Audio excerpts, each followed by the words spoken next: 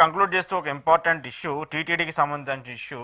ఎప్పుడూ కూడా టీటీడీ అంటే కూటమి సర్కార్ అధికారంలోకి వచ్చినటువంటి ఈ 11 నెలల్లో ప్రతి నెల ఏదో ఒక వివాదాన్ని ఎదుర్కొంటూనే ఉంది. ప్రతి నెల టీటీడీకి సంబంధించి ఏదో ఒక ఇబ్బంది వస్తూనే ఉంది.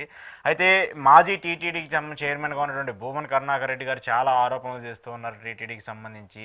ప్రస్తుత టీటీడీ చైర్మన్ మీద కావచ్చు, అక్కడ ఉన్నటువంటి పరిస్థితుల మీద కావచ్చు, టీటీడీలో జరుగుతున్నటువంటి ఇబ్బందులు కావచ్చు. ఇటీవల కొంతమంది అక్కడ ఉన్న చెప్పులు వేసుకొని డైరెక్ట్గా స్వామివారి ద్వారం దగ్గర వరకు నడుచుకుంటూ వెళ్ళడం కానీ, అక్కడ గోవుల ఇష్యూ కావచ్చు, ఇవన్నీ కూడా పెద్ద ఎత్తున విమర్శలు వస్తూ ఉన్నాయి. సరే, అది ఏమైనప్పటికీ కూడా నిన్న కరుణాకర్ రెడ్డి గారు కొన్ని కీలక వ్యాఖ్యలు చేస్తూ వచ్చారు. కొంతమంది ఉద్యోగులు ఉన్నారు, వాళ్ళందరూ మా వాళ్ళే, లేదంటే వాళ్ళు ఇలా వర్గాలుగా విడిపోతున్నారు అనేది పెద్ద ఎత్తున విమర్శ వస్తుంది. ఒక ఆధ్యాత్మిక క్షేత్రంలో ఎందుకు రాజకీయం ఇంతలా చేయాల్సిన అవసరం ఏముంది? నిజంగానే ఒక ఆధ్యాత్మిక క్షేత్రాన్ని రాజకీయాల కోసం ఇంత పెద్ద ఎత్తున వాడుకుంటున్నారా?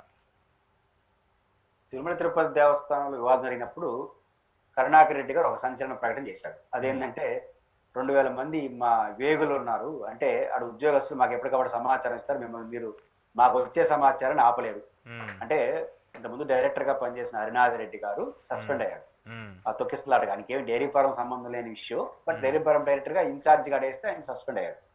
ఆయన ఇచ్చేస్తున్నాడు మీకు సమాచారం అనేది వాళ్ళ ఆరోపణ, తెలుగుదేశం పార్టీ నాయకుల ఆరోపణ. దీనికి ఖండించడం కోసం ఆయన ఏంది ఉండేది, 2000 మంది ఉన్నారు మాకు, వాళ్ళందరూ మా వేగులు లాంటివి అని చెప్పేశారు.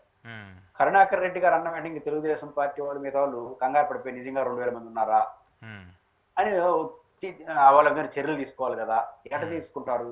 పాయింట్ ఏంటంటే కరుణాకర్ రెడ్డి ఒక ఎత్తు కూడా వేసినాడు 2000 మంది అని. దాన్ని చూసి వీళ్ళు గబగబా భయపడితే ఎట్లా? కరుణాకర్ రెడ్డి గారికి 2000 మంది ఉంటే తెలుగుదేశం వాళ్ళకి 3000 మంది ఉన్నారు. ఇంకా అధికారం ఉంది కాబట్టి మొత్తం మీ వాళ్ళే. అంటే ఏంటంటే మొన్న ఎన్నికల్లో మీకన్నా వీళ్ళకి కరుణాకర్ రెడ్డి గారు అబ్బాయి పోటీ చేస్తే ఆయన పైన 64,000 ఓట్ల మీద అయితే గెలిచిన తెలుగుదేశం బలపరిచిన జనసేన. అంటే మీకు టీటీడీ ఎంప్లాయీస్ మేజర్ గా ఉంటారు, అంటే ఎక్కువ మంది టీటీడీ ఎంప్లాయీస్ వాళ్ళకి ఓటేసినట్టే కదా. మరి వాళ్ళు ఓటేసిన తర్వాత వాళ్ళందరూ వాళ్ళే కదా. కాబట్టి కరుణాకర్ రెడ్డి గారు ఒక ట్విస్ట్ గా మాట్లాడిన దాన్ని కంగారు పడాల్సిన అవసరం లేదు. రెండోది ఆయన ఇంకో మాట కన్నాడు, chairman office, JEO office, EO office అందరిలో మా వాళ్ళు ఉన్నారు. అంటే ఈఓ జేఈఓ దీన్ని నమ్మేసి వాళ్ళందరూ అనుమానంతో చూడాలి.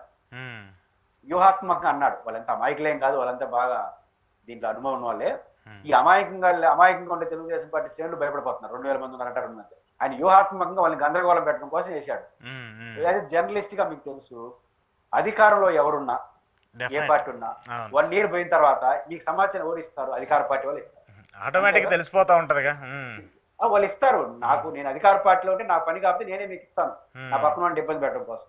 ఎప్పుడు కూడా జర్నలిస్ట్ గా మీకు తెలుసు, అధికారంలో ఉన్న వాళ్ళు వాళ్ళే కొట్టుకొని మీకు ఇచ్చేస్తారు సమాచారం. జర్నలిస్ట్ ప్రతిపక్షానికి కూడా వాళ్ళే ఇస్తారు. రెండోది కొంచెం మంచి పద్ధతి కలిగిన ఒక మందుతారు, ఏదో అన్యాయం చేస్తుంది ప్రభుత్వం, ఈ సమాచారం ప్రతిపక్షానికో మీడియాకి ఇచ్చి ఇష్యూ చేస్తే అప్పుడు దాగుతుందేమో అని బాధ్యతగా ఇచ్చేవాళ్ళు ఉంటారు. రెండోది వాళ్ళు గొడవల మధ్య ఇచ్చే ఉంటారు. రెండింటిని మనం ఎవరేం చేయలేము.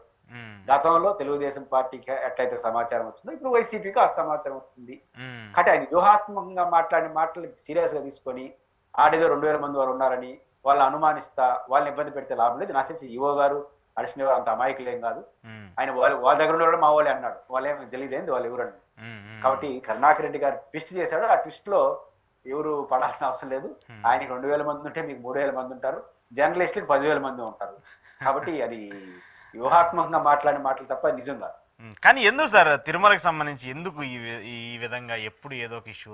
గత కొంతకాలంగా మనం చూస్తే అక్కడ ఒక చిన్నపిల్లలకు సంబంధించిన ఒక పిల్లలు చనిపోవడం కావచ్చు, నిన్న డైరెక్ట్గా స్వామివారి గర్భగుడికి సంబంధించిన ద్వారం వరకు కూడా చెప్పులు వేసుకుంటూ వెళ్ళటం కావచ్చు. ఇంత పెద్ద ఎత్తున ఒక వ్యవస్థను పెట్టుకొని, ఇంత నిఘా వ్యవస్థను పెట్టుకొని, ఏ టెక్నాలజీని వాడతాం మేము ఏదేదో చెప్తూ ఉన్నటువంటి నేపథ్యంలో ఇలాంటి చిన్న తప్పు, చిన్నవి అనుకోవచ్చేమో కానీ అవి స్వామివారికి సంబంధించి చాలా పెద్ద విషయాలు కదా.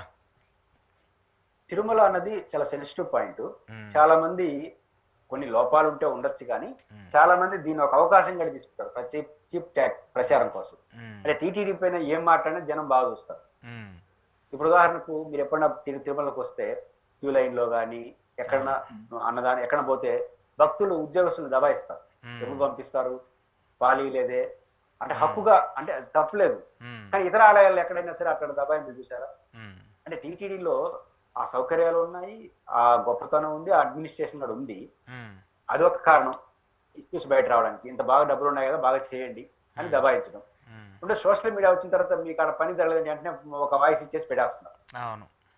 ఇది ఒక అంశం. మూడో అంశం ఏంటంటే ప్రచారం కోసం. ఒక మన ఎక్స్పోజ్ కావాలంటే టీటీడీ ఒక ప్రచారం కోసం ఇస్తున్నారు. కాబట్టి ఇది కూడా ఒకటి కనిపిస్తుంది. మొన్న చెప్పులు కాడైనా ఇంకోటైనా చిన్న చిన్న లోపాలని టీటీడీ యాజమాన్యం జాగ్రత్తగా డీల్ చేయాలి. అంటే మనం వ్యవస్థలో ఉన్నాం కాబట్టి ఎవరైనా రాళ్ళేస్తారు. రాళ్ళేసిన దానికి మనం ఎదురు రాళ్ళేస్తే కుదరదు. ఎదురు రాళ్ళేస్తే మళ్ళీ మనమే బదనాం అవుతాం. అధికారంలో ఉండేవాడు ఎప్పుడు కూడా అద్దాల మేడలో ఉంటాడు, అది అనివార్యం. కాబట్టి వాళ్ళు ఏం చేయాలంటే ప్రతిదానికి వివరణ ఇచ్చుకుంటూ పోవాల్సిందే. వివరణ ఇవ్వడం, ఉద్దేశపూర్వకంగా తప్పులు చేస్తే చర్యలు తీసుకోవడం. అలా వివరణ ఇవ్వడం, చిన్న చిన్న తప్పులు జరుగుంటే ఎవరు తప్పు చేసిన పేరు చర్య తీసుకోవడం, తప్పుడు ఆరోపణలు చేసిన చట్టపరమైన చర్యలు తీసుకోవడం. ఫస్ట్ వివరణ ఇవ్వాలి, తర్వాత తప్పులు సర్దిద్దుకోవాలి, చివరి ప్లేస్ లో తప్పుడు ఆరోపణలు చేస్తే వాళ్ళపైన చర్య తీసుకోవాలి. ఈ 3 పద్ధతులు పాటిస్తే ఈ సమస్యలు రావు. అప్పుడప్పుడు దీని బ్యాలెన్స్ తప్పినప్పుడు సమస్యలు వస్తున్నాయి. Okay, okay, right sir. చూద్దాం దీనికి సంబంధించి ఎలా ఉంటుందో. Thank you sir, thank you very much. ఇది ఈరోజు పురుషోత్తం రెడ్డి గారితో స్పెషల్ ఇంటర్వ్యూ. చూస్తున్నానండి ప్రజా చైతన్యం.